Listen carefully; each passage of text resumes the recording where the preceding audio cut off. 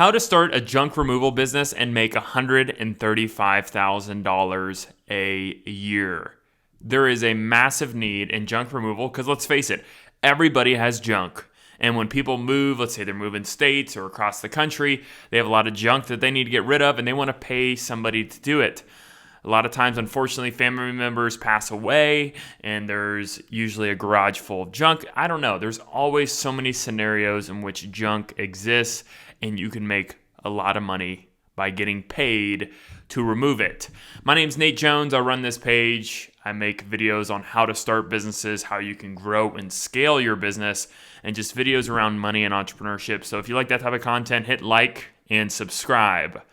Okay, when I was thinking about junk removal and I was really going through the research of this video and how I could really present it to you, the one thing that really stood out to me was really focusing on starting this business as a side hustle.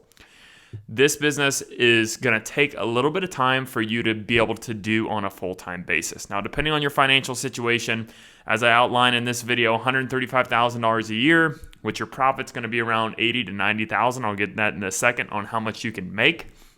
That might be enough for you to live on, and you might be able to do this as a part-time side hustle instead of working full-time. I don't know. But let's go through this. I'm going to talk through the expenses, how much you can make, your profit, and the pros and cons of this business. So going into the costs of starting up this business, you're going to need a truck and a dump trailer. You could potentially buy a truck with a kind of a dump trailer and within it, but I would say the cheapest route for you to go is to get a truck and a dump trailer. Buying both of those used would probably be at around $30,000 for the year to get going on that. Insurance is probably going to cost you around $1,000 that first year, maybe a little bit more. Your website information is going to be about $500 because you're going to want a really good website because people are searching junk removal near you. So you want to make sure that you show up, and having a website that has SEO, which is search engine optimization on it. If you don't know how to do that, you're going to have to pay somebody to do that for you. Marketing, I budgeted $5,000 for. The reason I budgeted $5,000 is because marketing is super important for a new business. And I'm going to make a video right after this one. So if you saw this one the day it came out, the next day, tomorrow, I'm going to make a video on how you can grow your startup from a marketing perspective. What's your marketing plan? What should a marketing plan have in it? And really give you some tips and tricks on that. So total startup cost is going to be about $36,500. So now we're going to get into the most important thing of why you probably clicked on this video is how much can you make doing junk removal. So a full dump load, and I'm just saying a full dump load, you can always do less. There's different pricings for everything. You should have so many different price points for everything. Obviously, if it's just small junk pickup, it's not going to be $600 to $800. So it's maybe $100 to $200. But I said for a full clean out, it's going to be about $600 to $800 that you can charge. Okay.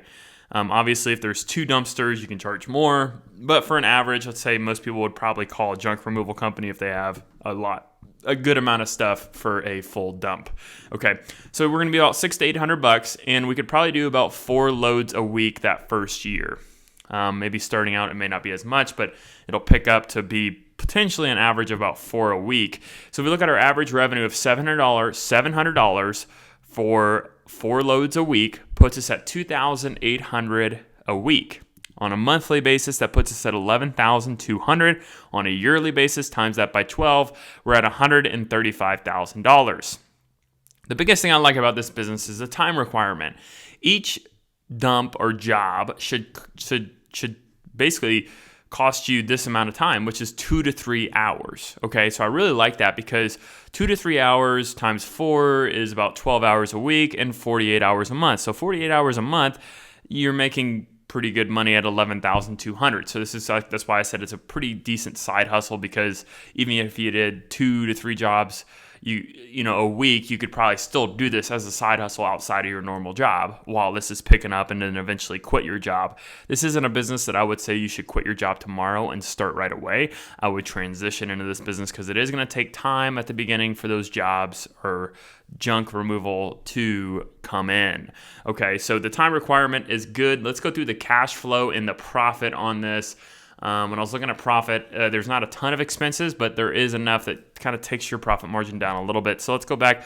$2,800 revenue per junk removal. The cost of dumping at a landfill Every landfill is different across the country, but I put $200. Gasoline, driving there and back to the place, driving back is about $50. Your labor, if you hire one other person for you, pay them $20 an hour for 4 hours of work. That's $80 per removal. So you have $2,800 minus the landfill, which is $200, minus the gas, which is $50, and minus the labor, which is $80, puts you at a profit of $2,470 on a monthly basis. That's a $9,880 profit. On a yearly basis, is $118,560 profit. Your yearly expenses that I outlined at the beginning is $36,500. So I put you at a net income, a net profit of $82,060. The reason that profit is so high is because we didn't go overboard in the beginning with buying the most amazing piece of equipment ever. Okay, when you're starting a business, keep your expenses low so you can get the profitability. Could you imagine having a profit of $82,000 at the end of this business and being able to say, okay, now I'm going to spend $60,000 on a good truck that has a dumping mechanism with it. But at the beginning, you want to keep your expenses low so it's positively reinforcing you that you're running this business. The faster you can get to profitability, the more successful you'll be, in my experience, when running businesses. You want to be profited. You want to be profitable. Okay, so let's go into the positives and negatives of this business. The positives, I like that it's profitable. Like I said, it's pretty easy for you to do an $82,000 profit on this. Each junk removal job is going to be profitable. I really like that, getting to profitability quick so you have that positive reinforcement. Number two, it's always going to be needed. People always have junk and they don't have the mental or physical fortitude to remove it themselves. They want to pay somebody else to do it. Maybe they can't physically do it, so they're going to pay somebody to do it. So they're going to pay you to come get their junk. That's always going to be needed because people always have junk. A negative is that this business is going to be hard to scale past the local level. I always say this for contractors. It's hard for you to scale past where you're at. If you're in a city, it's hard for you to scale and have jobs over 2 to 3 hours away because it just doesn't make sense by the time you travel there. You pay a team to go there. It really doesn't make sense unless you're making a lot of money per job. So for this one, it's going to max out around maybe $1,500 to $2,000. By the time you're traveling more than 2 to 3 hours away, it may not make sense for that. Your profit starts going down to where you're like, hey, it just makes more sense to do smaller local jobs. So also, another negative, this seems more like a side hustle. It's going to take a while for you to have it where you're doing 40 hours a week, but you can make really good money as a side hustle for this job. So that's just one negative. That is, it is going to be hard to scale past the local level and to scale into more of a full-time gig. Okay, so what we're going to do is, if you're really serious about starting this business, on every business me and my wife think about starting, we think of all the things in which could make that business go south. We essentially bankrupt the business in our head. We fail the business in our head and we say, what are ways in which could prevent us from having success? The first one in this is sales. That means getting junk jobs. Well, like I mentioned before, you need to have a website in which you show up on Google. You need to have a Facebook page. You need to have local marketing and signage out there, maybe sponsoring little leagues, fairs in which you can show up and have a table at, getting your name out there so people know to call you when they have a junk removal scenario. Okay, so you need to get your name out there. Again, the video after this one, I'm going to go through that marketing plan. Number two, quality.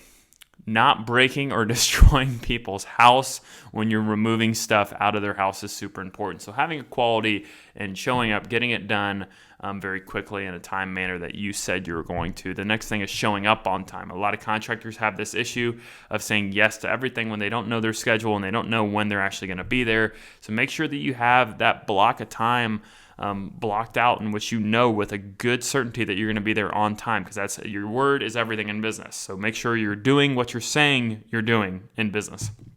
The next thing is legal up. Okay, legal up means you're going to get an LLC, you're going to get insurance, and you're going to contact a local attorney and CPA. You need a local attorney to help you set up your LLC. Your CPA might be able to help you out with that. A CPA is a certified public accountant that's going to help you with your taxes. As a business owner, you need to file taxes for your LLC, so having a proper CPA is important. Also, having a proper insurance agent who's going to be able to insure you for what you're doing in case there's bodily injury or property damage while you're in the course of your business. So make sure you reach out to a local insurance agent and get good quotes. Outside of that, commit to this business. If you want to start a business as a side hustle and that has a little kind of minimal startup costs, this is a really good business to do. If you like being able to move things and you're physically able to do that and you're a strong person, great business for you in which you can really add value to the community. So if you like these types of videos and you like today's video, hit like and subscribe. Thanks.